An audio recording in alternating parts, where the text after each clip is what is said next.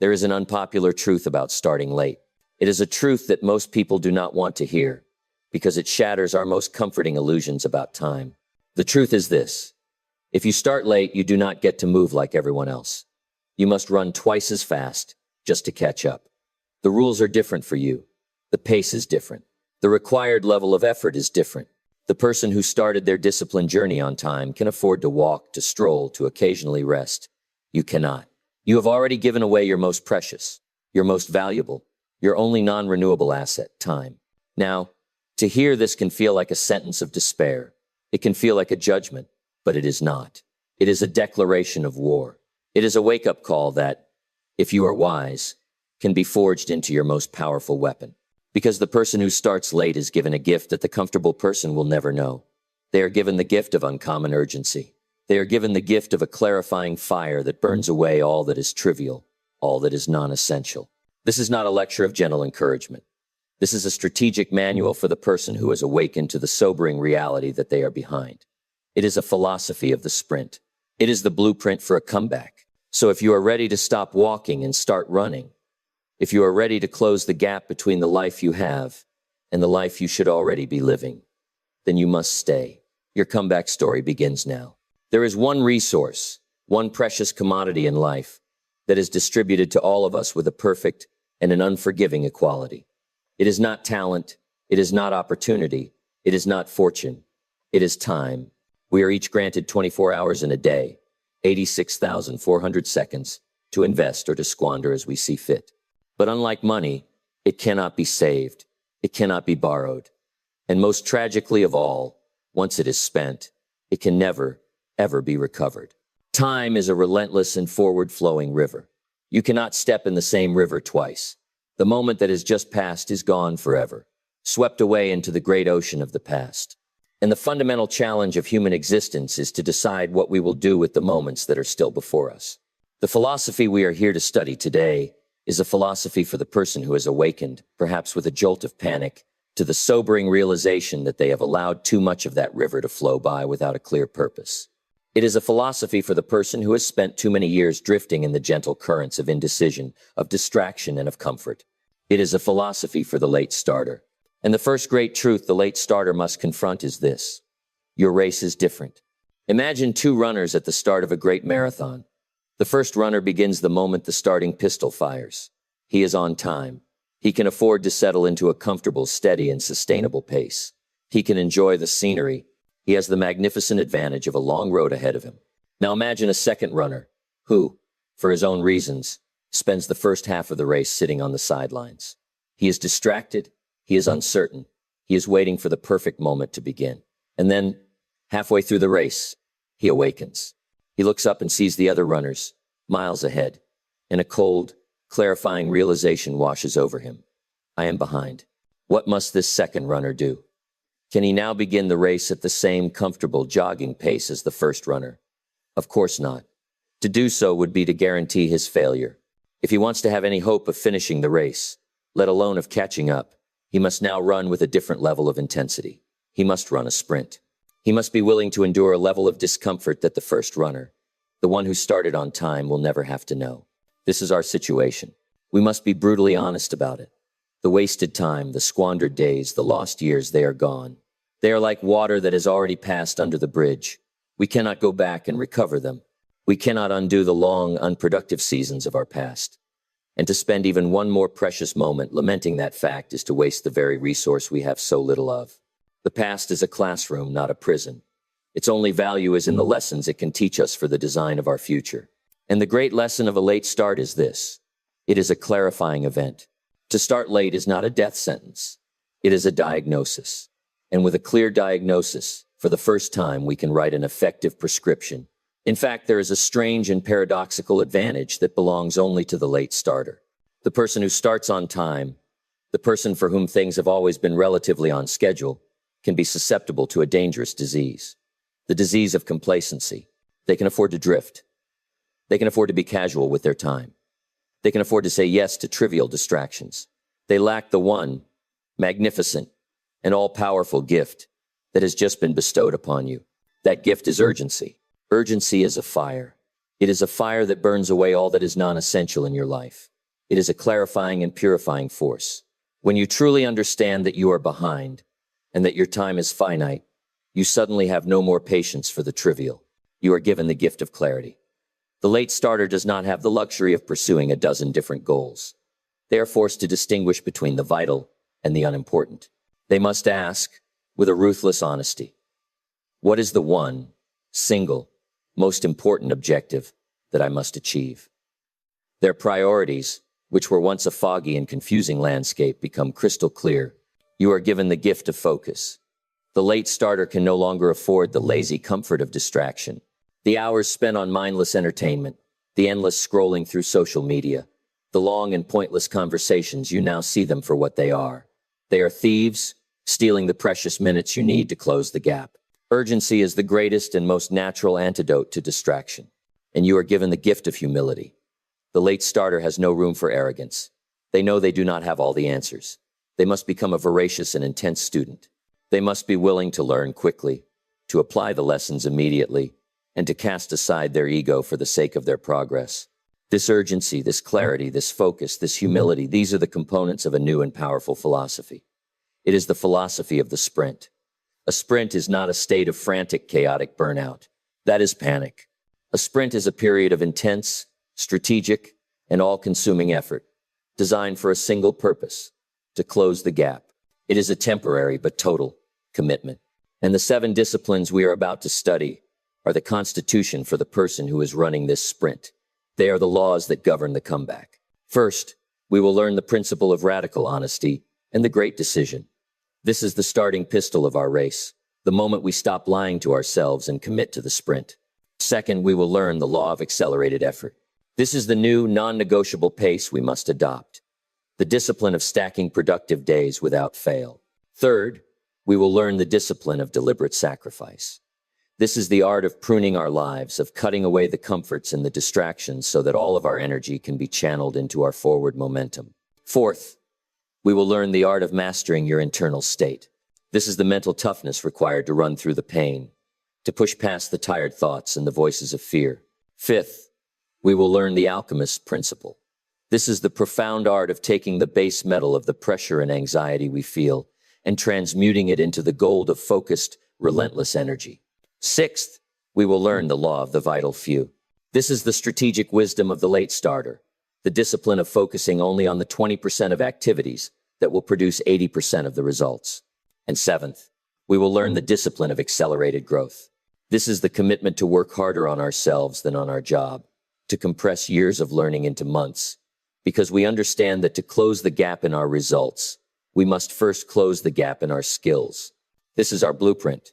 This is the strategic manual for the late starter's comeback. But before we begin our study, you must make one final philosophical shift.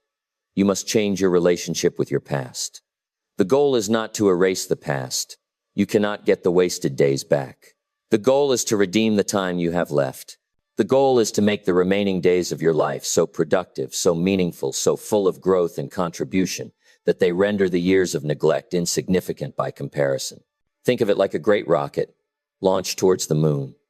If the rocket is 1 degree off course at the beginning of its journey, it will miss the moon by thousands of miles.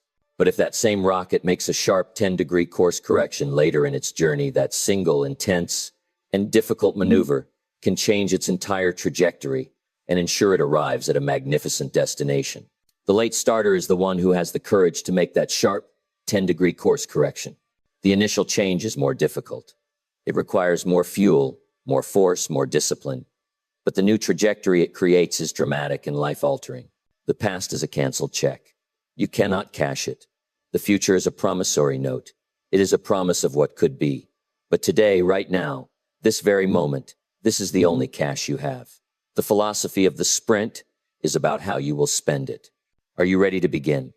Then let us turn to the first and most critical discipline, the one that makes all the others possible, the principle of radical honesty and the great decision. We have now accepted the difficult but clarifying truth of the late starter. We have embraced the uncommon gift of urgency. We have acknowledged that our race is different, that our pace must be different, and that our philosophy must be different. But urgency without a clear starting point on the map, is not a strategy. It is simply panic. Before we can begin to run our accelerated race, we must first know, with absolute and unflinching precision, where we are starting from. We cannot chart a course to a new destination until we have taken an accurate reading of our current position. This brings us to the first, the most difficult, the most painful, and by far the most powerful of all the 7 disciplines. It is the discipline that precedes all meaningful change. It is the starting pistol for your comeback. It is a principle in 2 parts, the principle of radical honesty and the great decision. Let us first address the matter of honesty. We live in a culture that has become masterful at the art of self-deception. We have developed a sophisticated vocabulary of excuses to shield ourselves from the uncomfortable truth of our own circumstances. We do not like to look at the scoreboard when we are losing, and so we learn to look away. The late starter, the person who has awakened to the fact that they are behind, is often a master of this art. This self-deception is a form of psychological anesthetic. It is a comforting fog that numbs the sharp, healthy pain of knowing that we have squandered time, that we have avoided responsibility, that we have fallen short of our own potential. But you must understand a fundamental law of life. You cannot heal a wound that you refuse to look at. You cannot solve a problem that you refuse to accurately name. You cannot close a gap that you refuse to measure. And so, the first act of the late starter is an act of profound courage. It is the decision to dismiss the fog of your own excuses and to stand before the unflinching mirror of your own reality. It is the discipline of radical honesty. What does this mean? In practical terms, it means you must stop dancing around the truth. You must stop sugarcoating it. You must, in the quiet of your own conscience, make the simple, powerful, and terrifying declaration, I am behind. Now, it is crucial that you understand the purpose of this declaration. It is not an act of self-flagellation. It is not an invitation to shame or guilt. Shame is a paralyzing emotion. It looks backward with the energy of regret. It keeps you stuck in the past. We have no more time for shame. This declaration of honesty is an act of awakening. It is a wake-up call. It is a strategic assessment. It is the act of a ship's captain, caught in a great and unexpected storm, finally taking out his instruments and taking a precise, unemotional reading of his ship's true latitude and longitude. The numbers on the chart may be discouraging. They may reveal that he is hundreds of miles off course. They may show that the journey ahead is now far longer and more difficult than he had planned. But only with that honest, factual data can he begin the intelligent work of plotting a new course. To continue sailing without taking that reading, simply because the truth might be painful, would be an act of fatal irresponsibility. Most people will spend their entire lives avoiding this moment of truth. They will invent 1,000 sophisticated lies to protect themselves from the simple, clarifying sting of reality. There is the lie of comparison. The late starter will look for someone who is even further behind and say, well, at least I am not as bad off as they are. This is a fool's comfort. The race you are in is not against them. It is against the ticking clock of your own potential. There is the lie of busyness. The late starter will fill their days with frantic but trivial activity. And they will tell themselves, I am working so hard. I am just so busy. But they are confusing motion with action and busyness with progress. Honesty requires you to ask not, was I busy today? But did I make progress on the vital few things that will actually close the gap? And there is the lie of time. This is the most seductive of all. The late starter will say, I am behind, but I still have plenty of time. This is the whisper of the saboteur, encouraging you to return to the comfortable, casual pace that made you late in the first place. The discipline of radical honesty requires you to cut through all of these lies. It requires you to measure the gap, precisely and without emotion. How far behind are you in your finances? Put a number to it. How far behind are you in your skills? Identify the specific knowledge you lack. How far behind are you in your health? Step on the scale. Write down the numbers. The pain of admitting the truth, once, is far, far lighter than the chronic, soul-crushing pain of living with the consequences of that unacknowledged truth for the rest of your life. The truth, when you finally face it, is not your enemy. It is your only possible starting point. But this brings us to the second, and equally critical, part of this principle. Admission, on its own, is worthless. Some people become experts at admitting they are behind. It becomes their story, their identity. They announce it to their friends at the beginning of every new year. This is the year I finally get it together. They treat the admission as a form of therapy. It gives them a momentary feeling of catharsis, of honesty. But then, they do nothing. And a year later, they are in the exact same place, ready to make the same sad confession all over again. An admission without a decision is a performance. It is a tragedy. Your moment of radical honesty must be immediately and powerfully followed by the great decision. A true decision is one of the most powerful forces in the human experience, and it is one of the rarest. We must understand what a decision truly is. The root of the word decision comes from the Latin cadere, which means to cut off. A true decision is not about choosing one path. It is about cutting off all other possibilities. It is an act of finality. When you make the great decision to fix your life, you are not just deciding to start a new set of habits. You are, at the same time, making the decision to cut off, once and for all, the possibility of living your old life any longer. The option of the casual pace, the option of the comfortable distraction, the option of the sophisticated excuse, all of these are now cut off. They are dead to you. This is the philosophy of burning the boats. The great decision is the moment you stand on the shores of your new commitment, and you give the command to set fire to the ships of your past, the ships of retreat, the ships of your old identity. You are making a declaration that there is no going back. The only path is forward, and this decision must be made now. Not when you feel ready, not when the timing is better, not after one last season of comfort.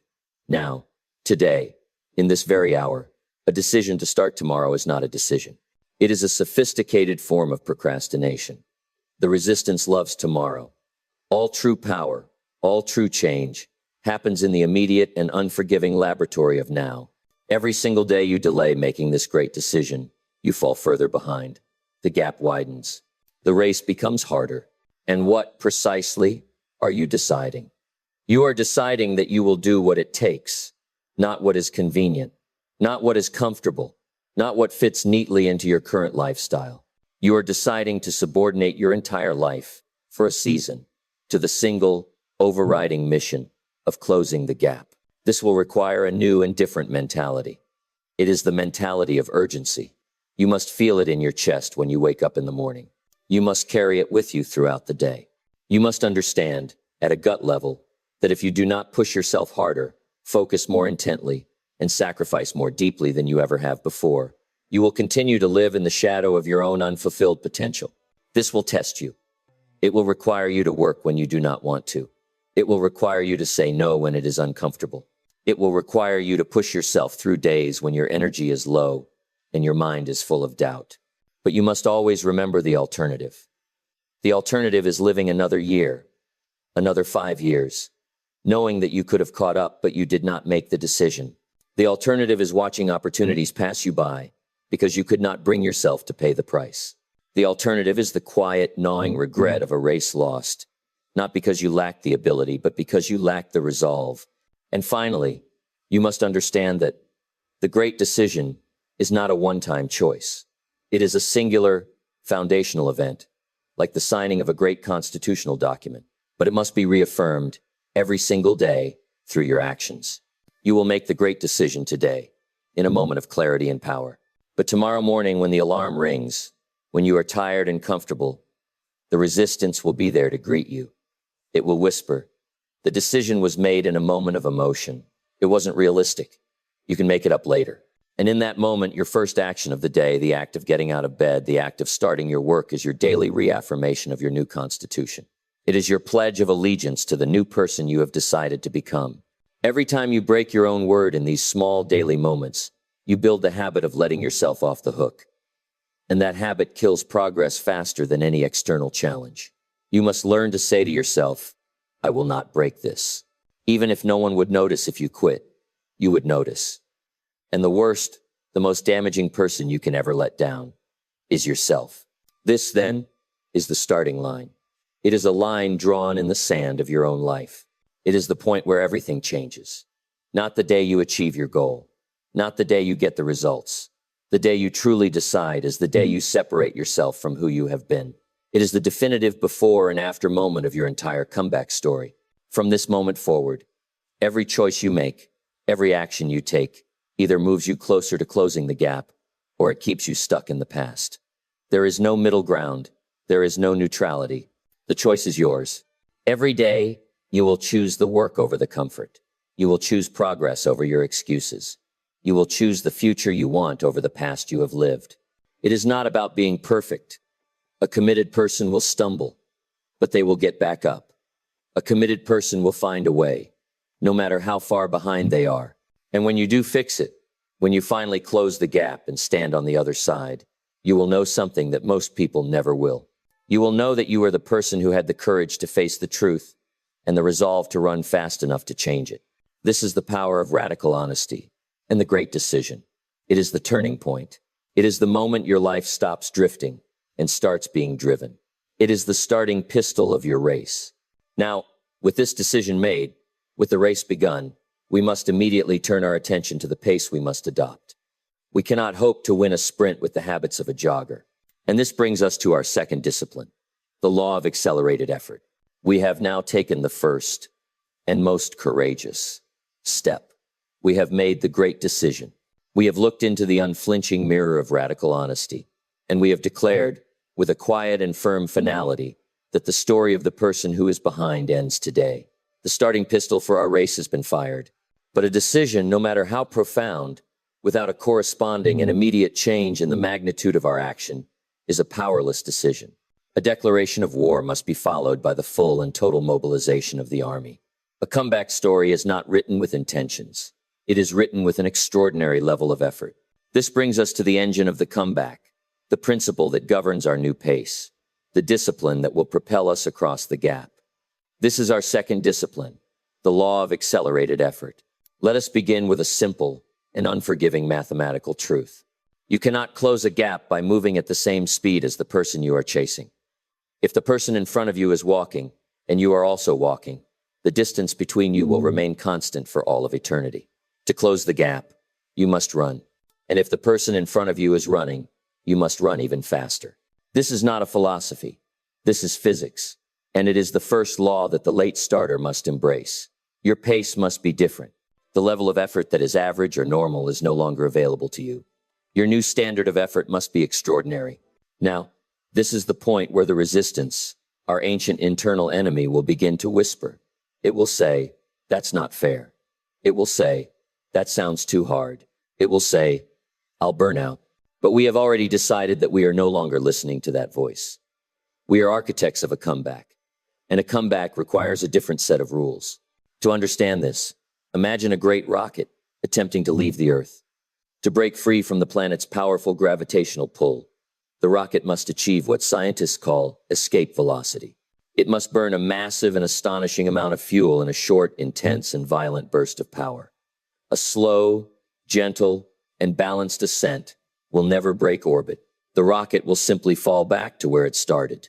Your past habits, your history of delay, your accumulated inaction, all of this has created a powerful gravitational pull in your life. It is the force that keeps you in the orbit of your past self. To break free from that orbit, you cannot use a casual level of effort. You require escape velocity. You require a season of accelerated effort. It is the violent, powerful, and magnificent burst of energy that will finally propel you onto a new trajectory. This law of accelerated effort is not a single idea. It is a philosophy built upon three distinct pillars of action. The first pillar is the discipline of urgency. This is the mindset of the late starter. Urgency is not panic. Panic is a chaotic, scattered, and paralyzing emotion. It is the frantic flailing of a drowning man. Urgency is different. Urgency is the calm, intense, and laser-like focus of a surgeon performing a life-saving operation. It is a state of heightened awareness, not of fear. Urgency is the profound and constant internal understanding that the clock is ticking. It is the decision to treat your time not as an infinite ocean, but as a finite and precious resource. The late starter must see every day, every hour, every minute, as an irretrievable asset to be invested with wisdom, not spent with carelessness. Practically, this means you must dramatically shorten the gap between decision and action. When you decide to do something, you do it now. The luxury of later is gone. The habit of putting things on a to-do list for some time this week is a habit of the person who is on schedule. Your new habit is to execute immediately. Urgency is your new partner. It is the voice on your shoulder that, instead of whispering excuses, is constantly asking the powerful question, is this the most valuable and effective use of this present moment? The second pillar is the discipline of stacking. This is the practical method of the late starter. Progress is not made in a single heroic and isolated burst of effort. That is the myth of the amateur. True, sustainable progress is made by forging an unbroken chain of productive days. It is the discipline of stacking. Imagine you are building a great wall. A single brick, laid with care, seems insignificant. If you lay another brick next week, and another a month from now, you will never have a wall. But if you lay a brick today, and you commit to laying another tomorrow, and another the next day, and you refuse to break that chain, the power of compounding begins to work its magic. Soon, you have a foundation, then you have a wall. The late starter must become a master stacker. Your goal is not to have one perfectly productive day. Your goal is to have a long and unbroken chain of good enough productive days. You must adopt the philosophy of no 0 days. A 0 day is a day where you do absolutely nothing to move your primary objective forward. 1 0 day is not just a pause. It is a break in momentum. And momentum for the late starter is everything. 1 0 day makes a second 0 day exponentially more likely. It is the beginning of a slide back into the gravitational pull of your old habits. You must, therefore, protect your chain with a warrior's ferocity. Even on your worst days, your stormy days, you must find a way to lay one small brick. You must book a win. You must refuse to book a 0. This is how the wall is built. And the third pillar is the discipline of relentlessness. This is the spirit of the late starter. If urgency is the mindset and stacking is the method, then relentlessness is the internal fire that sustains the effort. Relentlessness is the discipline of not easing up when you see the first signs of progress. This is the great and tragic trap that ensnares so many who attempt a comeback. They sprint for a month. They see a small, encouraging result. The gap begins to narrow, and in that moment they breathe a sigh of relief, and they slow down. They revert to their old, comfortable pace, and in doing so, they lose all the ground they fought so hard to gain. You must not confuse progress with arrival. Catching up is not the same as being ahead. Relentlessness means you do not slow down when progress appears. You push harder. You run through the finish line, not just to it. You continue to apply the pressure until your new results have completely and utterly erased the evidence and the memory of your delay. This brings us to a critical and practical question. How does one maintain this level of accelerated effort without burning out? For a sprint, by its nature, cannot last forever. The first key is to understand that this is a season, not a life sentence. You are not committing to live in this state of extreme accelerated effort for the rest of your days. That would be a recipe for burnout and misery. You are instead making a strategic and conscious decision to enter into a temporary season of the sprint. It is a period of your life. It might be 6 months. It might be a year. It might be 2 years where you have deliberately chosen to subordinate all other secondary priorities to the single, overriding mission of closing the gap. Knowing that this season has an end date is what makes the intensity of it sustainable. You are not signing up for a life of imbalance.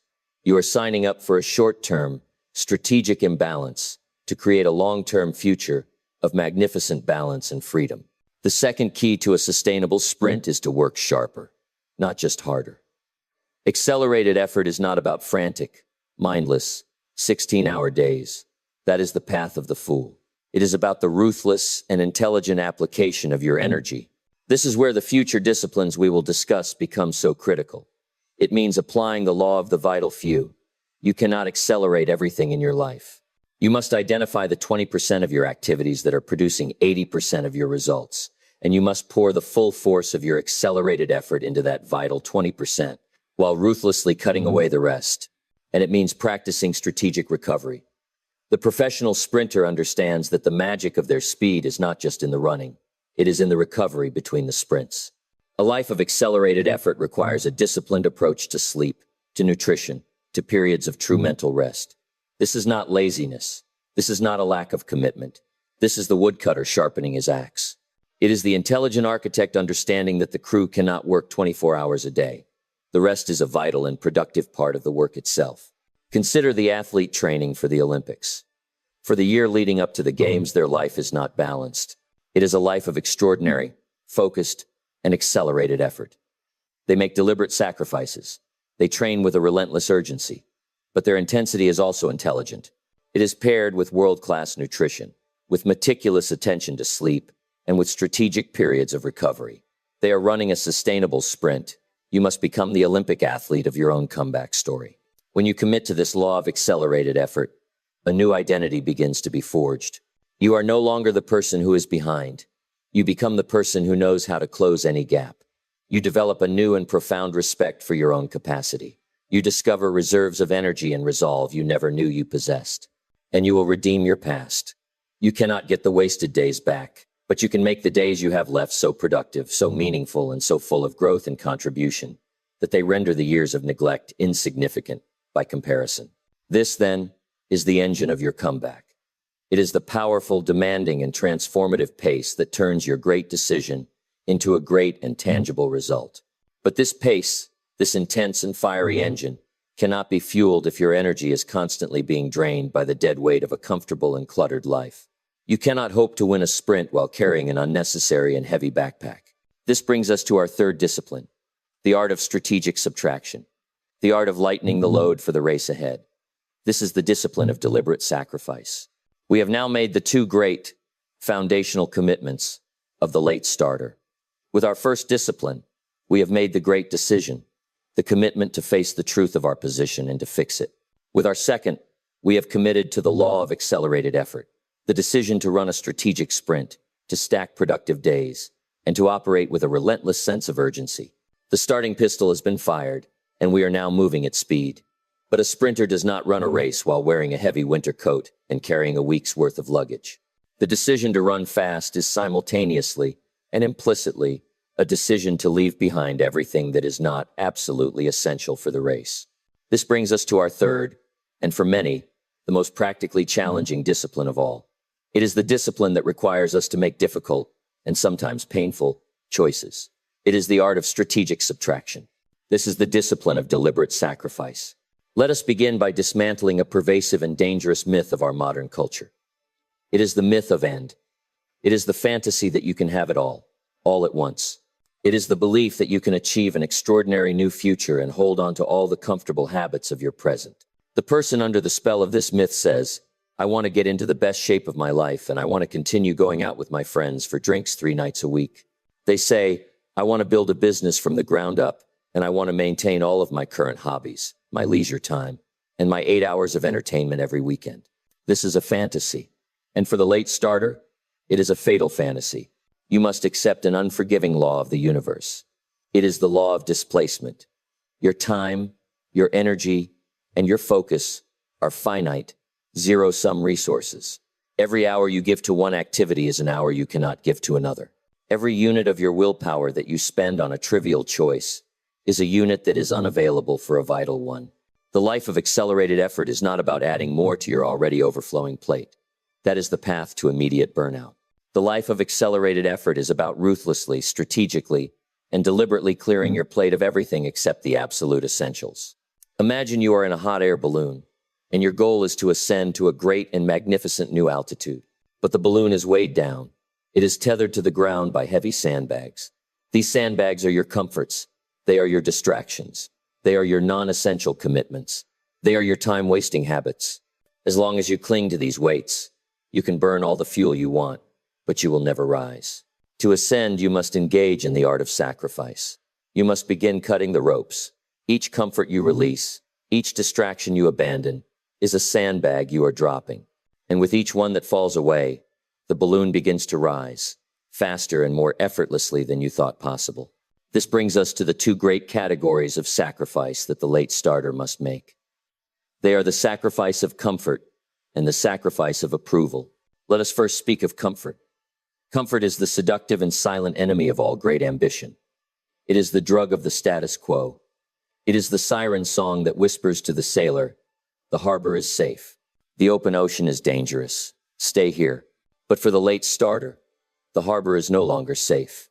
The harbor of your past habits and your comfortable routines is the very place that has caused you to be behind. To remain there is to guarantee you will fall even further behind. The sacrifice of comfort is more than just physical ease.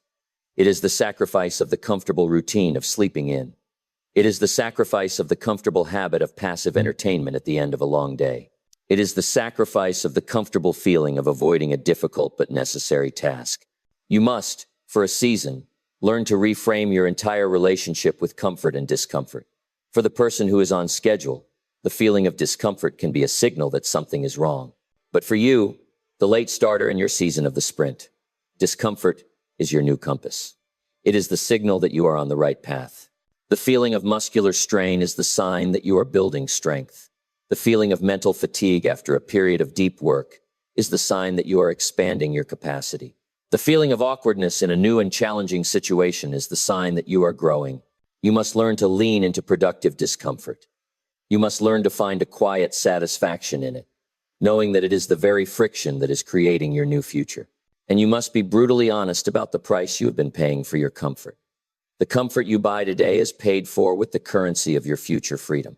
Every hour of relaxing when you should have been working is another hour that has been added to your sentence of being behind.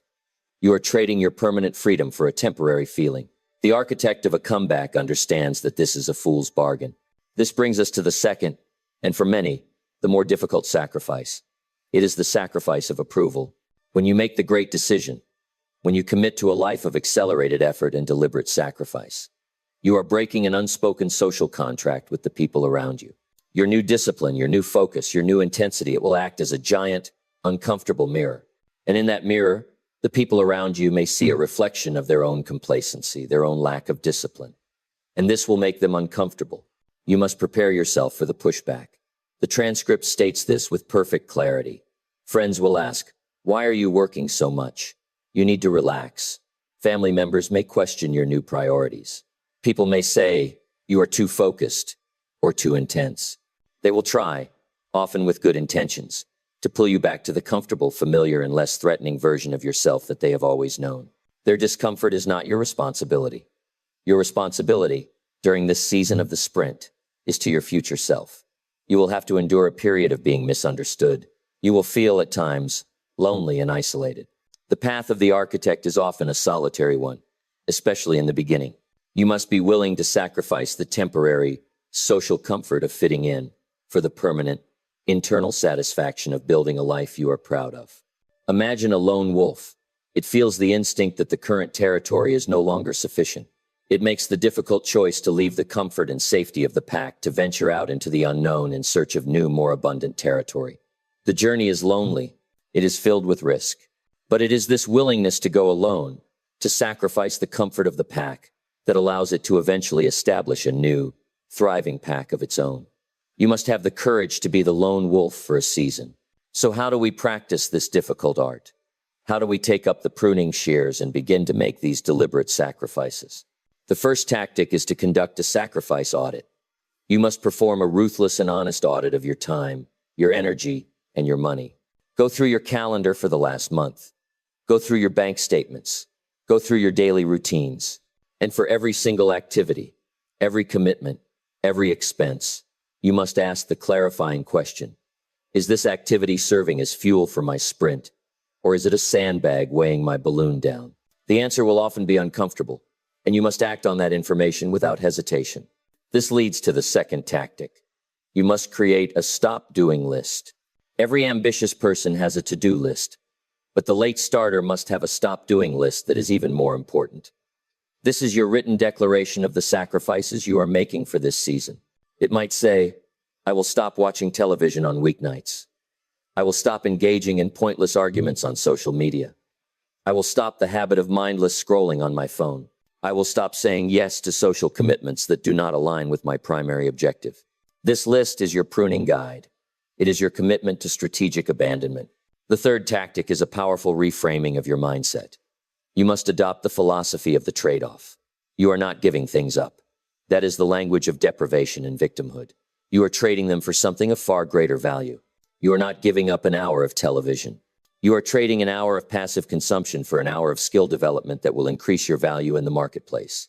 You are not giving up a night out with friends. You are trading a few hours of temporary pleasure for another brick in the foundation of your future freedom.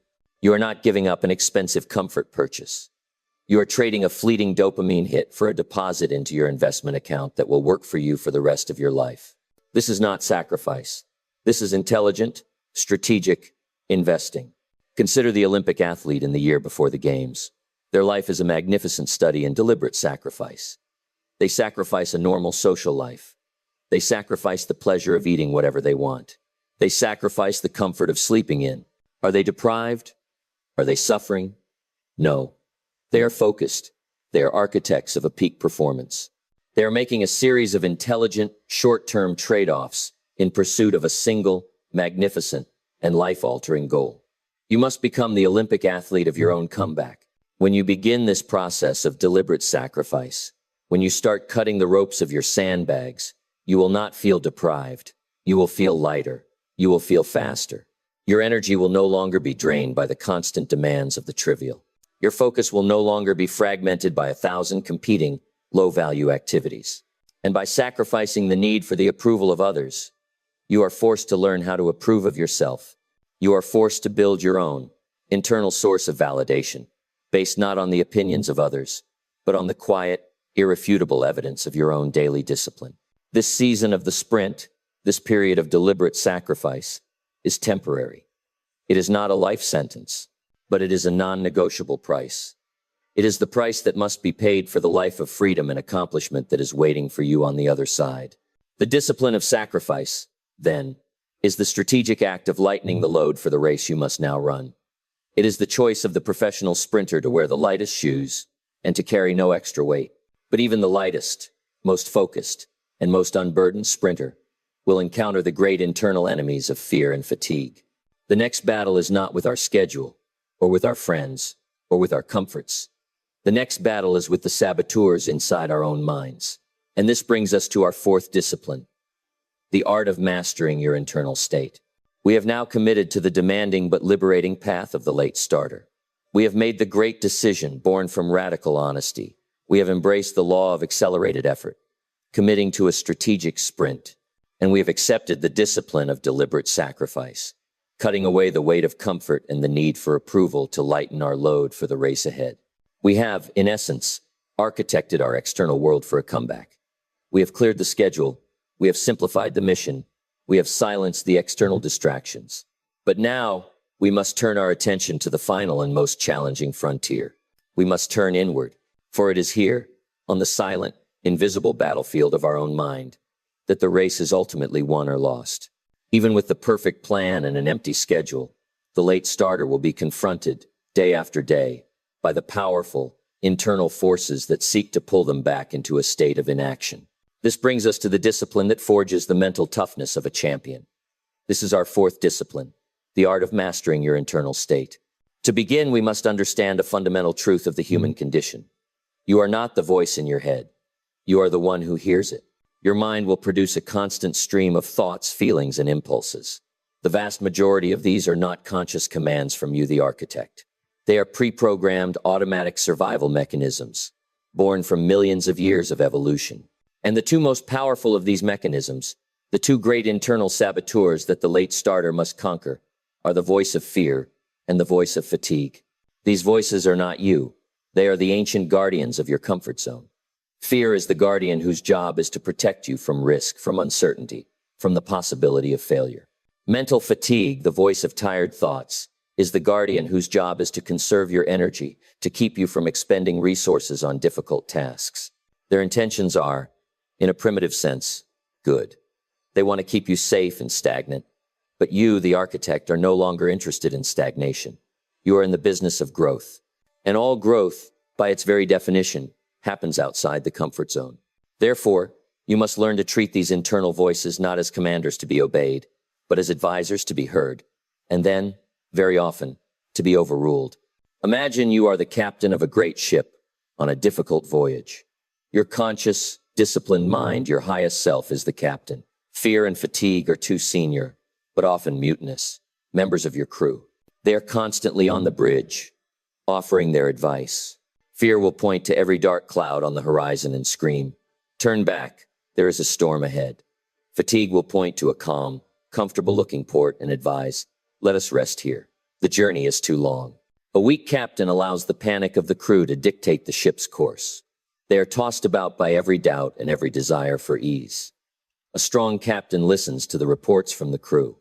They acknowledge the data, but they make the final decision. based on the map, the compass, and the ultimate destination. You must become the strong captain of your own ship. Let us first confront the first saboteur, the cold, paralyzing shadow of fear. The fear experienced by the late starter is a specific and potent cocktail. First, there is the fear of failure. It is the voice that whispers, "What if I do all of this extra work, make all of these sacrifices, and I still don't catch up? What if I fail again? The pain will be unbearable." Then, there is the fear of judgment. It is the voice that says, "What will people think of me for trying so hard at this late stage? They will see me sprinting, and they will know it is because I was lazy before. They will laugh if I stumble." And finally, there is the fear of wasted effort. It is the voice that asks, "Is this intense, uncomfortable pace even worth it?" Perhaps it is better to accept being behind and live a comfortable life than to strive so hard for a future that is not guaranteed. Now, what is the primary weapon of fear? What is the single tactic it uses to achieve its goal of keeping you still? It is hesitation. Fear thrives in the space between thought and action. The transcript states it with perfect clarity. Thinking too much is a form of fear. It's fear dressed up as logic. Fear will urge you to think it through a bit more. It will demand that you create a perfect, risk-free plan. It will convince you to wait for more information, for more certainty, for a sign. But this is all a sophisticated ruse. The goal is not to create a better plan. The goal is to keep you from acting on any plan at all. So, what is the antidote? If fear's weapon is hesitation, then our weapon must be immediacy. Action is the great destroyer of fear. Fear is a mental projection. It is a fantasy about a negative future that has not yet happened and likely never will. Action, on the other hand, is a physical engagement with the present moment. And here is the great secret. Fear and action cannot coexist in the exact same instant. You cannot be simultaneously paralyzed by the fear of making a difficult phone call and be physically in the act of dialing the number and speaking. The physical act displaces the emotional fantasy. Furthermore, action is the great data gatherer that disproves fear's lies. Fear is a storyteller. It tells you a terrifying story about what might happen. Action is the scientist that runs the experiment and discovers what actually happens. Fear says, "If you launch this new project, you will fail and be humiliated." You take the small, immediate action. You make one sales call. Perhaps you are rejected. What is the data? The data is, I was rejected. It was uncomfortable, but I survived. I was not humiliated. And I learned something about my pitch that I can improve for the next call. The action, even in its failure, has proven that the story fear was telling was a lie. This is why you must move faster than your fear. This is not about being reckless. It is about deliberately shortening the gap between your intention and your execution. It is about giving fear less time to build its case, less time to weave its terrifying stories. It is the practical, in-the-moment application of the rule of 5 seconds. The moment you feel the cold grip of fear, that is your signal to act, now. Imagine a great public speaker. The amateur speaker, in the moments before going on stage, focuses on their fear. They try to calm themselves down. They engage in a debate with the fear. They wait for the feeling to pass. It rarely does. The professional speaker has learned a different art. They feel the exact same wave of fear, but they acknowledge it without judgment. They say, there is the old feeling. It is here to remind me that this matters. And then they immediately, and without further negotiation, walk onto the stage and begin to speak. They know, from 1,000 repetitions, that the act of speaking is the only true and lasting cure for the fear of speaking. You must learn to walk onto the stage of your life, even when your knees are trembling. Now let us confront the second, and more subtle, saboteur, the deceptive voice of fatigue, the voice of tired thoughts. This voice is the master of justification. It sounds like your friend. It sounds like it has your best interests at heart. It whispers, "You're too tired today. You've already done enough. Push yourself too hard, and you'll burn out. The most responsible thing you can do is rest." Here, we must make a critical and life-altering distinction. We must distinguish between true physical exhaustion and mental resistance. True physical exhaustion is a legitimate biological signal. It is the state of your body after a grueling workout, a long illness, or a period of genuine sleep deprivation. It is a signal that your physical systems require recovery. And the wise architect, the sustainable sprinter, learns to schedule and to honor this true rest. This is the woodcutter sharpening his axe. But tired thoughts, the feeling of mental fatigue, of lethargy, of wanting to stop, this is something else entirely. This is often not a signal from your body. It is a tactic of the resistance. It is your primal brain's desire to stop doing something that is difficult and uncomfortable and to return to a state of low energy comfort. It often appears long before your body's true physical limits have been reached. So how do you diagnose the difference? How do you know if you are truly exhausted or if you are just listening to the deceptive voice of the resistance? Ask yourself this simple diagnostic question. If, at this very moment, someone offered me an all-expenses-paid ticket to do my favorite, most exciting leisure activity, would I suddenly have the energy for it? If the answer is no, if the thought of even your favorite activity feels like a burden, then you are likely experiencing true fatigue, and you must rest strategically. But if the answer is a resounding yes, if the thought of that exciting activity suddenly makes your tiredness vanish, then you have exposed the lie. You are not physically exhausted. You are just bored, or uninspired, or intimidated by the current task. Your tiredness is a sophisticated illusion, created by the resistance. And what is the antidote to this illusion? The antidote to tired thoughts is motion. As the transcript so wisely says, action creates energy, while sitting still drains it. The law of inertia applies to the mind as well as the body. When you are sitting still, thinking about how tired you are, you will only become more tired. The thought feeds on itself. You must break the spell with physical movement. And you will do this with the first 10 minutes rule. You will make a contract with yourself. You will say, I will not commit to finishing this entire difficult task. I will only commit to working on it with my full focus for just 10 minutes. Even the most tired, most resistant version of yourself can almost always handle 10 minutes. It is a small enough request that the resistance often does not have a good argument against it. But what happens in those 10 minutes is a form of alchemy. In those 10 minutes, you break the state of inertia. You engage your mind and body in the process. And more often than not, at the end of those 10 minutes, the illusion of fatigue has vanished. A second wind of energy and focus has appeared. You have created momentum, and you find yourself wanting to continue for another 10 minutes, and then another. This, then, is the art of mastering your internal state. It is the art of becoming the calm observer of your own mind.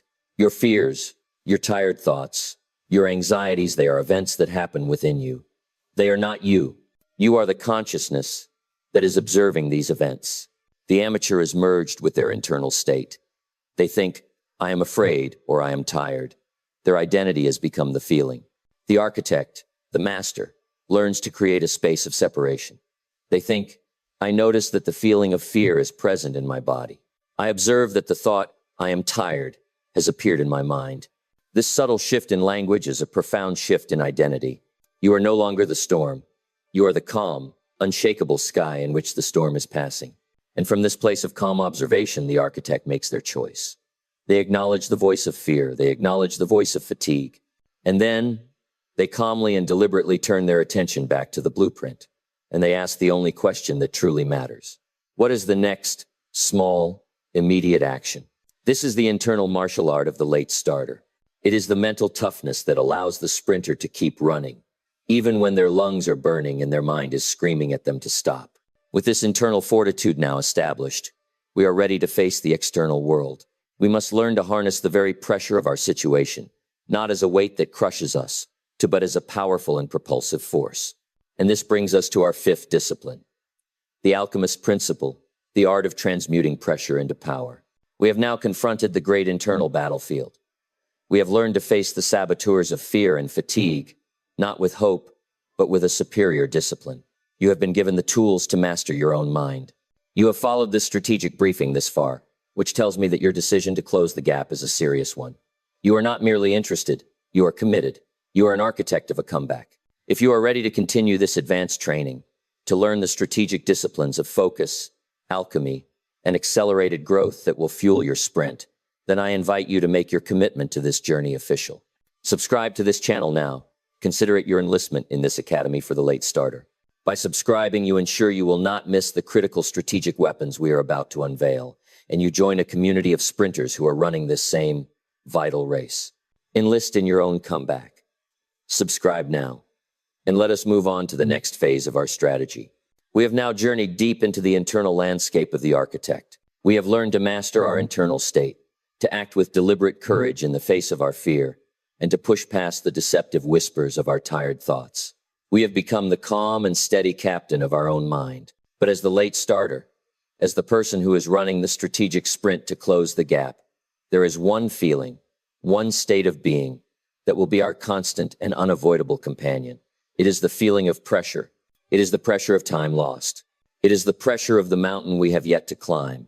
It is the pressure of our own high expectations. It is the quiet, heavy weight of knowing that our race is different and that our effort must be greater. For most people, this pressure is a curse. It is a source of stress, of anxiety, of overwhelm. It is a heavy weight that crushes their spirit and paralyzes their will. They spend their lives trying to avoid it, to escape it, to numb it. But for the architect of the comeback, this pressure cannot be an enemy. It must become an ally. It must be transformed. This brings us to the fifth, and perhaps most transformative, discipline in our philosophy. This is the art of psychological alchemy. This is the alchemist's principle, the art of transmuting pressure into power. To understand this principle, we must first look at the anatomy of pressure itself. What is this force? Let us begin with an analogy. Imagine a simple piece of carbon. Under ordinary, comfortable, low-pressure conditions, this carbon is a lump of coal. It is soft, it is brittle, it is common, it is of little value. But now, imagine that same piece of carbon is subjected to immense, almost unimaginable pressure and heat deep within the crucible of the earth. The comfortable conditions are gone. It is a state of extreme and relentless stress. Does this pressure destroy the carbon? No, it transforms it. It forces its very atomic structure to realign into a new, magnificent, and almost indestructible form. It is transmuted from a common lump of coal into a brilliant, flawless diamond. The pressure was not the enemy of the carbon. The pressure was the engine of its transformation. The pressure was the force that revealed its highest potential. You are that piece of carbon. The comfortable, low-pressure life is the life that produces coal. The intense, high-pressure life of the late starter sprint is the environment that has the potential to transform you into a diamond. But only if you learn how to work with the pressure, not against it. The great and tragic mistake that most people make is that they run from the very pressure that is meant to transform them. The transcript states this with profound wisdom. Pressure only becomes unbearable when you are standing still under it. When you are inactive, when you are hesitating, when you are mired in procrastination, the pressure of your situation feels like a crushing, physical weight. It pins you down. It manifests as anxiety, as despair, as a sense of helpless overwhelm. It is the weight of the world on your shoulders. But the moment you begin to move, the moment you engage in focused, deliberate action, the physics of that pressure changes. It is no longer a weight that is pressing down on you. It becomes a force that is pushing you from behind. It becomes a wind at your back. It is transformed from something that traps you into something that drives you. This brings us to the philosophy of the ancient alchemists. The alchemists of old sought to perform the great work, the transmutation of base metals, like lead, into the noble metal of gold. While this was a physical pursuit, it has always been understood as a powerful metaphor for personal and spiritual transformation. We, as architects of our own comeback, must become modern alchemists. Our lead is the heavy, dull, and burdensome feeling of pressure, of stress, of anxiety about being behind. Our gold is focused, brilliant, relentless, and productive energy. And the transmutation is a philosophical process that happens in the fiery furnace of our own mind. The first step in this alchemical process is to reframe the signal. You must change your entire relationship with the feeling of pressure. Pressure is not a sickness. It is not a sign that something is wrong. Pressure is a signal that what you are doing matters. The presence of pressure in your life is direct and irrefutable proof that you have committed to a worthy endeavor. It is a signal that you care deeply about the outcome. If you felt no pressure, it would mean you had no great ambition. It would mean you were content to drift. To feel the pressure of the gap is to be alive, to be engaged, and to be on the path. You must learn to greet the feeling of pressure not with fear, but with a quiet sense of gratitude. Ah, you will say, there is that feeling again. This is the evidence that I am in the arena. This is the proof that I am climbing the mountain, not just staring at it from the valley. The second alchemical step is to distinguish between the two types of pressure. The first is destructive pressure, which is panic. Panic is pressure without direction. It is a chaotic, scattered, and reactive state. It leads to frantic, ineffective action.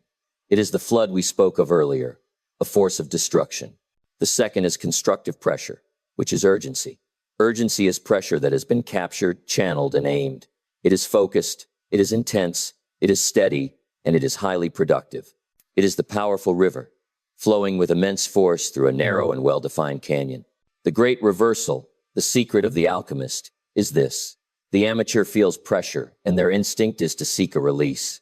They seek to vent the pressure through the escape hatches of distraction, of comfort, of complaint, of explanation.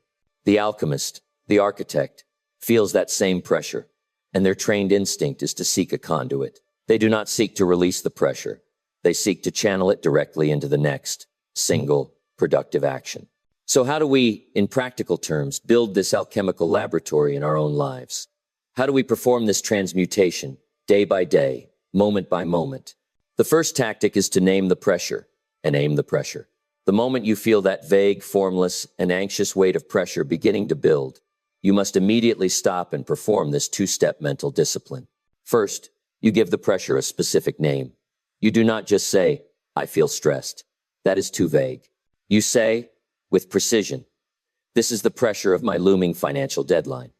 Or, "This is the pressure of knowing I have only 2 hours to complete my most important task." You have taken the formless anxiety and given it a clear identity. Second, you must immediately and deliberately connect that named pressure to a single, specific physical action. You say to yourself, "Therefore, I will now channel this energy into making one more sales call." Or, "Therefore, I will use this intensity to write the next 200 words of this report." This act of naming and aiming is the first great step of transmutation. It transforms the lead of formless anxiety into the focused energy of a specific task. You have given the pressure a job to do. The second tactic is to develop a pressure ritual. This is your pre-planned, automatic response for the moments when the pressure feels overwhelming. This is your personal checklist for channeling a storm. It might look something like this. Step 1, disconnect. Step away from your work for 60 seconds. Close your eyes. Take 3 deep, slow, deliberate breaths. You are not running from the pressure. You are gathering your focus to command it. Step 2, hydrate. Drink a full glass of water. This is a simple physiological reset. Step 3, consult the blueprint. Look at your written plan, your list of simple, clear daily bricks. Identify the single most important action for this present moment. Step 4, declare your intention. You will speak a command to yourself, either silently or out loud. You will say, "I will now channel the full force of this pressure into the laying of this one brick." And then you begin immediately. The third tactic is to learn to use deadlines as a tool. The amateur is a victim of deadlines. Deadlines are imposed upon them, and they create a state of panic. The alchemist, the architect, learns to use deadlines as a tool to deliberately create constructive pressure. You must not only have long-term deadlines for your great projects. You must set short, aggressive, and almost unreasonable deadlines for your small daily tasks. Give yourself 25 minutes to complete a task that might normally take an hour. This manufactured deadline creates a container for your focus. It forces you to eliminate the non-essential. It manufactures a state of heightened, productive urgency. You are using the deadline as a lens to focus the scattered rays of your attention into a powerful, effective beam. Consider the professional athlete. They do not fear the immense pressure of the final seconds of a championship game. They live for that pressure. Their entire life of training has been a preparation for that single, high-stakes moment. They have learned, through 1,000 repetitions, to channel the deafening roar of the crowd and the weight of the world's expectations, not into panic, but into a state of sublime, heightened focus and flawless execution. The late starter must become the athlete who learns to love the fourth quarter. You must learn to see the pressure not as a threat, but as the signal that you are in the championship game of your own life. When you begin to live this way, a new and powerful quality will be born in your character. Your life will become more than just resilient, the ability to withstand shock and to bounce back. Your life will become anti-fragile. An anti-fragile system is one that does not just survive stress. It feeds on it. It is a system that does not just tolerate pressure. It requires it to grow stronger. It is a system that is not just unbroken by chaos. It is improved by it. Every time you successfully transmute a moment of pressure into a productive action, you are strengthening your alchemical muscle. You are becoming more anti-fragile. You will develop a new and powerful relationship with stress. You will no longer see it as an enemy to be avoided, but as a valuable and potent resource to be harnessed. And the pressure of being behind, once you have learned to transmute it, becomes the relentless and inexhaustible energy of the chaser. The person who is in the lead can afford to become complacent. They can afford to look over their shoulder. But the chaser, fueled by the constructive pressure of the gap, often runs the fastest and most magnificent race of all. This is the late starter's ultimate advantage. This alchemist's principle, then, is the discipline that fuels the engine of our accelerated effort. It is the art of turning the very weight that should crush you into the magnificent fuel that propels you forward. But even with this immense and powerful energy now at our command, we must ensure that it is aimed with absolute precision. For a cannonball of energy, fired in the wrong direction, is not just a wasted shot, it is a destructive one. We must now turn our attention to the art of strategic focus. And this brings us to our sixth discipline, the law of the vital few. We have now arrived at a place of immense internal power. We have made the great decision. We have committed to the law of accelerated effort. We have embraced the strategic necessity of sacrifice. We have learned to master our internal state. And with our last principle, we have discovered the alchemist's secret, how to transmute the heavy lead of pressure into the brilliant driving gold of focused power. We now possess an immense and sustainable source of energy for our sprint. But energy, without a precise and intelligent point of application, is merely heat. It is wasted force. It is the roar of a powerful engine with the wheels spinning uselessly in the mud. A cannonball of effort, fired in the wrong direction, is not just a wasted shot. It is a spectacular and tragic miss. This brings us to the discipline that provides the targeting system for our newfound power. It is the great law of strategic focus, the principle that separates the merely busy from the truly effective. This is our sixth discipline, the law of the vital few. Let us begin by diagnosing a pervasive and dangerous disease of the modern world of work. It is the cult of hustle. Our culture glorifies hard work and the grind for its own sake. We are taught that a full calendar is a sign of importance and that exhaustion is a badge of honor. We have come to worship at the altar of busyness. But this is a dangerous deception. It is entirely possible to work with heroic, back-breaking effort for 12 hours a day, to be perpetually exhausted, and to make absolutely no meaningful progress on your most important goals. This is the great folly of brute force. You must, as an architect of your own comeback, learn to draw a sharp and unforgiving distinction between two words: activity and accomplishment. Activity is motion. It is the clearing of your email inbox. It is attending meetings. It is organizing your files. It is creating beautiful, color-coded to-do lists. It is all the stuff you do that makes you feel productive, that makes you look busy. Accomplishment is different. Accomplishment is progress. It is the direct and measurable result of an action that moves you tangibly closer to your primary defined objective. It is the act of laying the next essential brick in the wall of your cathedral. The life of most people, and the reason they remain stuck, is that their days are filled with a flurry of activity, but they are barren of any real accomplishment. Imagine a man who is tasked with digging a great hole. He is a man of incredible effort. He works for 12 hours a day, sweating and straining, but he is digging with a spoon. His effort is heroic. His dedication is admirable. But his results are minuscule. A wise man comes along, observes the situation, and returns with a powerful shovel. He works for one single focused hour, and he accomplishes more than the first man did in an entire day. What was the difference? It was not in the intensity of the effort. It was in the choice of the tool. The law of the vital few is the discipline of always choosing the shovel over the spoon. It is the art of applying your effort not harder, but more intelligently. This brings us to a remarkable discovery, a law of nature and economics that you must understand and apply to every aspect of your life. It is often called the Pareto principle, or the 80/20 rule. A wise Italian economist, Vilfredo Pareto, made a fascinating discovery over a century ago while observing his garden. He noticed that approximately 80% of the healthy peas in his harvest came from only about 20% of the pea pods. Being a man of great curiosity, he began to look for this strange, imbalanced pattern elsewhere, and he found it everywhere. He found that 80% of the land in Italy was owned by 20% of the population. He found that 80% of the wealth was controlled by 20% of the people. And since his time, others have found this law to be a constant and pervasive feature of our universe.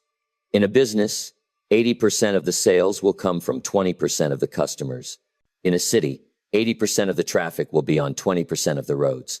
In your own home, you will wear 20% of your clothes, 80% of the time. This is not a nice idea or a helpful tip. It is a fundamental law of the universe. Like gravity, it is the law of unequal distribution. It tells us a profound and critical truth. Most things are not of equal value. The amateur, the person of most people, lives their life as if everything matters equally. They create a long to-do list, and they give every item on that list the same weight, the same urgency. And because of this, they spend 80% of their day working on the trivial, many the 80% of tasks that will only produce a meager 20% of their results. Why? Because these tasks, the easy emails, the quick organizational chores, the low-stakes phone calls are often easy, comfortable, and they provide a quick, false sense of accomplishment. They are the spoons. The architect, the late starter who has no time to waste, must have the discipline and the courage to do the exact opposite. They must identify, with ruthless clarity, the vital few, the 20% of their activities that will produce 80% of their results, and they must focus the accelerated force of their effort exclusively on those few things. So how do we do this? How do we perform the architect's audit and identify our own personal vital few?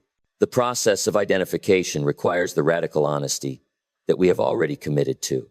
You must become a ruthless and unemotional analyst of your own work. The first tactic is the impact versus effort analysis. Take a clean sheet of paper. On the left side, write down a list of all the common tasks and activities you perform in a given week. Be honest. Be comprehensive. Then, for each one of those activities, you will ask 2 clarifying questions. The first question is, on a scale of 1 to 10, how much positive direct impact does this single action have on my primary, most important objective? This is the impact score. The second question is, on a scale of 1 to 10, how much effort, discomfort, or fear is associated with this action? This is the discomfort score.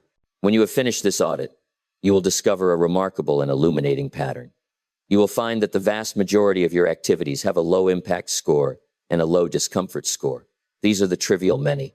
And you will find a small, select group of 2 or 3 activities that have a spectacularly high impact score and almost always a correspondingly high discomfort score. These are your vital few. These are your levers. These are the tasks that the resistance fights the hardest to keep you from doing, because it knows that these are the actions that will actually change your life. This leads to the second tactic, which is the ultimate expression of this law. It is the power of the one thing. The discipline is to begin each day, not by looking at your long to-do list, but by asking yourself this single, powerful question. What is the one thing I can do today, such that by doing it, everything else on my path to my goal will become easier or even unnecessary? This question is a magnificent focusing tool. It forces you to identify the primary domino. It forces you to find the one single most important brick to lay today. And for the late starter, your entire day must be architected around the successful execution of that one thing. And the third tactic is the most difficult of all. Once you have identified your vital few, the second and equally important part of this discipline is to have the courage to practice strategic neglect. This means you must deliberately, consciously, and without guilt, choose not to do the things that are part of the trivial many. It means you must be willing to let the less important emails go unanswered. It means you must be comfortable with having a few undone tasks on your list, as long as you have successfully executed your one thing. It means having the wisdom to disappoint a few people in the short term on small matters, in order to create a magnificent result in the long term on the one matter that truly counts. This is the practical application of our discipline of deliberate sacrifice. Imagine a lion, the king of his domain. The lion is a master of this law. A lion does not waste its precious, explosive energy chasing rabbits. It could, and it would be busy all day, but it would starve. A lion understands at an instinctual level the art of the vital few. It conserves its immense power. It waits, with a patient and profound focus, for the hunt that truly matters, the pursuit of the wildebeest, the buffalo. It focuses its entire being, all of its accelerated effort, on the 1 or 2 vital opportunities that will provide the greatest return. The late starter must learn to hunt like a lion. When you begin to apply this law, your life will change. You will apply your accelerated effort from our second discipline exclusively to the vital few. And when you do this, you do not just add to your speed, you multiply it. It is the profound difference between a flood of energy spread out over a wide and shallow area and a focused jet of water that can cut through steel. You will be liberated from the tyranny of busyness. You will no longer be trying to do everything. You will be focused with a calm and quiet intensity on doing the right things. And in this, you will find a profound sense of peace and control, even in the midst of your intense, strategic sprint. This becomes your great, secret, and unfair advantage. While most people are running around, frantically busy, but tragically ineffective, chasing 100 rabbits, you will be moving with a quiet, calm, and devastatingly effective focus on the one or two wildebeests that truly matter. This is how you do not just close the gap. This is how you blow past the competition. The law of the vital few, then, is the strategic intelligence, the targeting system that guides the immense power of your comeback. It is the compass that ensures your sprint is not just fast, but that it is in the right direction. But even the most focused architect, the most disciplined lion, must be a constant student of their craft. You must be constantly learning, constantly growing, constantly refining your understanding of what is truly vital. To maintain your edge, to ensure that your vital few remain the right ones in a changing world, you must commit to a final, ongoing discipline. And this brings us to our seventh and final principle for the late starter, the discipline of accelerated growth. We have now arrived at a place of profound strategic clarity. We have learned to channel the immense power of our transmuted pressure, applying our accelerated effort with the precision of a surgeon, focusing only on the vital few activities that produce the greatest results. We have a powerful engine, and we have a precise and intelligent targeting system. But the power of an engine and the clarity of a target are ultimately and completely limited by the skill of the architect themselves. A magnificent blueprint in the hands of an unskilled builder will produce a flawed and unstable structure. You cannot hope to build a level 10 life with level 4 skills. This brings us to the final, and in many ways, most foundational discipline of the late starter's comeback. It is the discipline that fuels all the others. It is the discipline that ensures your growth is not just a temporary sprint, but a permanent transformation. This is our seventh and final discipline, the discipline of accelerated growth. Let us begin by diagnosing the great plateau of adult life. For most people, education is a finite event that ends in their late teens or early 20s. They graduate, they close the book, and they believe their learning is done. They then go out into the marketplace and operate for the next 40 years on the same set of skills, the same knowledge base, and the same personal philosophy they possessed when they started. For the late starter, this mindset is a guaranteed life sentence of remaining behind. You must embrace, as the central law of your comeback, this profound and unshakable truth. Your level of success will rarely exceed your level of personal development. Let me say that again. Your external world, your income, your health, your relationships is always and inevitably a direct reflection of your internal world, your skills, your character, your philosophy. If you want to change your results, if you want to close the gap between where you are and where you should be, you must first and foremost commit to closing the gap within yourself. The work is not out there. The work is in here. Imagine your current level of personal development is a container, a vessel.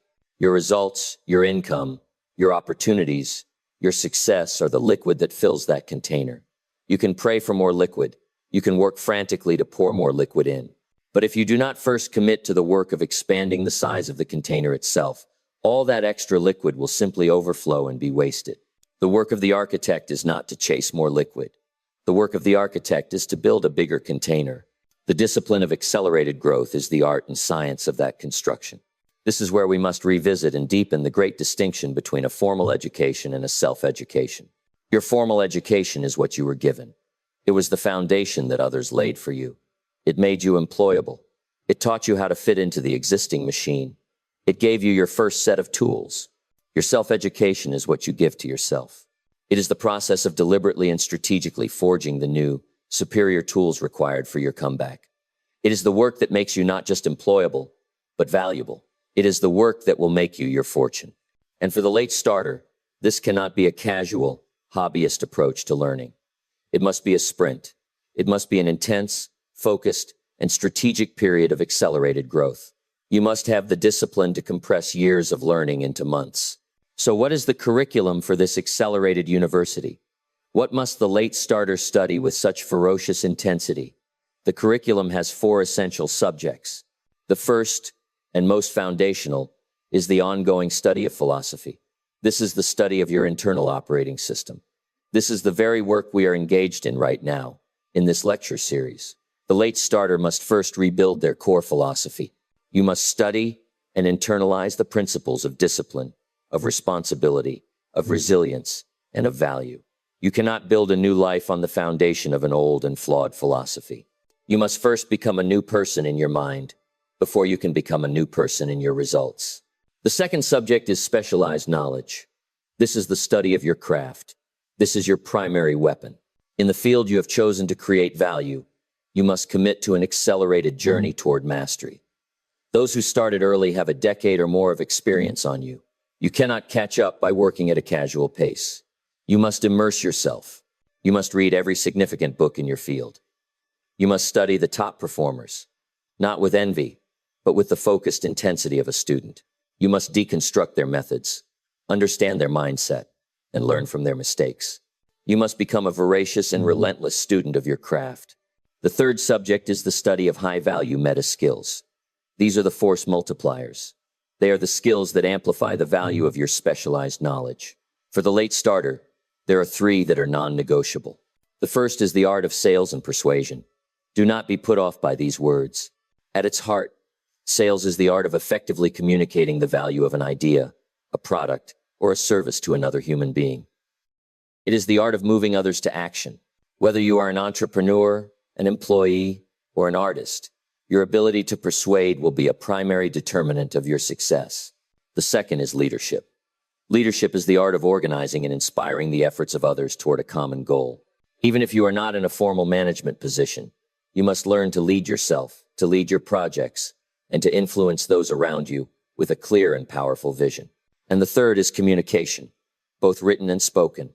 The ability to take a complex idea and communicate it with clarity, with power, and with elegance is one of the rarest and most valuable skills in any marketplace.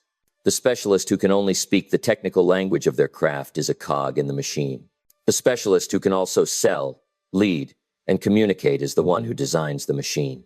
And the fourth subject is financial acumen. The late starter cannot afford to be ignorant about the language of money.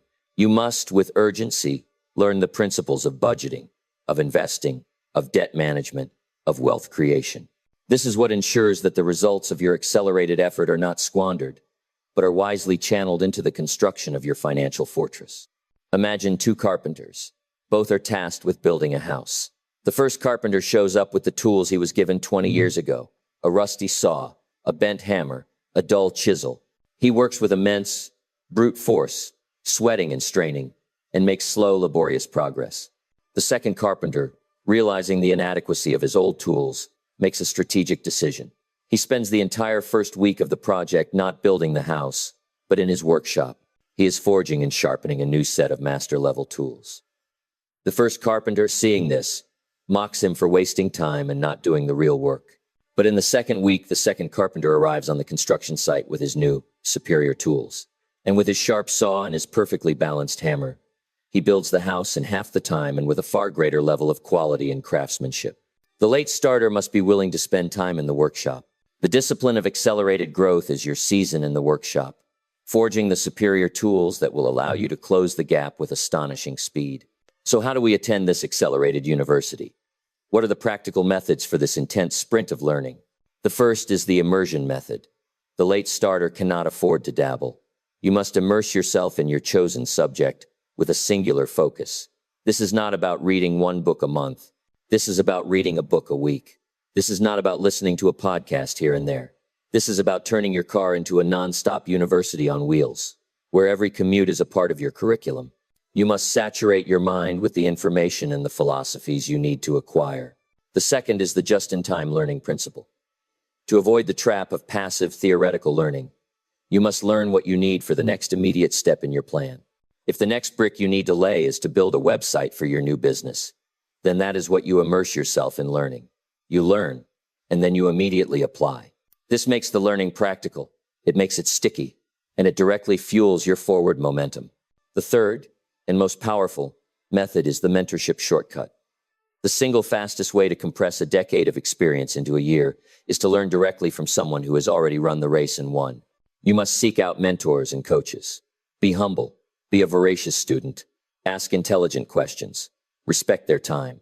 And if you cannot find a direct mentor, you can find hundreds of virtual mentors. Study the biographies, the interviews, and the writings of the greatest minds in your field. Deconstruct their journey, learn from their failures, absorb their philosophy. And the fourth method is the practice of teaching. There is an old saying, "He who teaches learns twice." One of the fastest and most effective ways to master a subject is to attempt to teach it to someone else. The act of organizing the information, of clarifying your own thinking, of finding a way to communicate it simply, this is a powerful learning accelerator. When you commit to this discipline of accelerated growth, you are not just acquiring new skills, you are forging a new identity. You are becoming a learning machine. And this identity is the ultimate source of all personal and financial security. And here is the ultimate secret of the late starter's advantage. This intense, focused season of accelerated growth does not just help you catch up. It fundamentally transforms you into a more capable, more valuable, and more adaptable person than the individual who coasted on their early start. You do not just reach their level, you have built the capacity, the tools, and the character to now surpass them. The comeback journey is not just a race to the same finish line, it is a launch pad to a higher trajectory. This is the true and magnificent advantage of starting late, if you are willing to pay the price. This, then, is the final discipline of our philosophy of the sprint. It is the engine that powers our value creation. It is the discipline that sharpens the architect's mind and forges the master's tools. It is the commitment that ensures your growth, and therefore your potential, is limitless. With these 7 disciplines now in our possession, we have the complete blueprint for the comeback. We are standing at the starting line, no longer as a victim of our past, but as the empowered and equipped architect of our future. Let us now, in our conclusion, review this magnificent architecture and make the final, unwavering choice to begin the race. And so, we come to the end of our strategic briefing. We have journeyed together through the 7 disciplines that constitute the philosophy of the comeback. We have stood unflinchingly before the mirror of our own delay, and we have chosen not despair, but a new and more powerful discipline. We have chosen to become the architect of an extraordinary turnaround. Let us, for a final moment, stand back and review the magnificent and integrated architecture we have designed. For these are not 7 separate ideas. They are the interlocking components of a single, powerful machine for closing the gap. We began where all true change must begin, with the starting pistol of radical honesty and the great decision. We had the courage to take an accurate reading of our position on the map, to admit we were behind, and to make the firm, unshakable, non-negotiable decision to fix it, starting now. That great decision immediately demanded a new pace, a new standard of effort. And so we embraced the law of accelerated effort, the commitment to run a strategic sprint while others walk, to stack productive days without fail, and to operate with a relentless sense of urgency. We then understood that a sprinter cannot run a race while carrying a heavy winter coat. We learned that this new pace required the discipline of deliberate sacrifice. We committed to the strategic pruning of our lives, cutting away the dead weight of unnecessary comfort and the need for social approval, to free up all of our energy for the race that truly matters. With our external world architected for speed, we turned our attention inward. We learned the art of mastering your internal state, the crucial discipline of acting in the face of the twin saboteurs of fear and fatigue, knowing that action is the only true antidote to a negative mind. We then learned the alchemist's secret. We discovered the alchemist's principle, the art of transmuting the heavy base metal of the pressure and anxiety we feel into the brilliant, driving gold of focused, productive power. With this immense energy now at our command, we learned to aim it with the precision of a master marksman by committing to the law of the vital few. We chose to ignore the trivial many and to pour the full, concentrated force of our effort only onto the small handful of activities that produce the greatest results.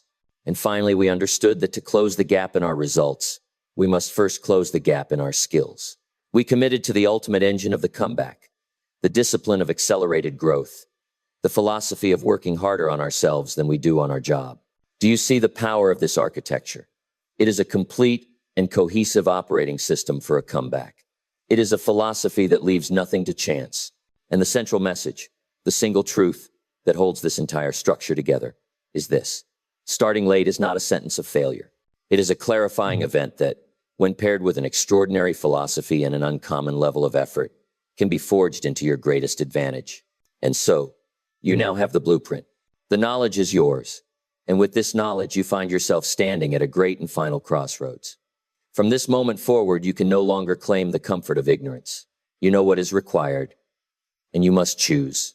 The first path is the path of the comfortable pace. It is the wide, easy, and well-trodden road.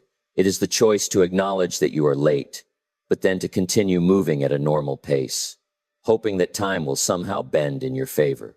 It is a path paved with the self-deception that a casual effort can produce an extraordinary result, and the destination of this path is known.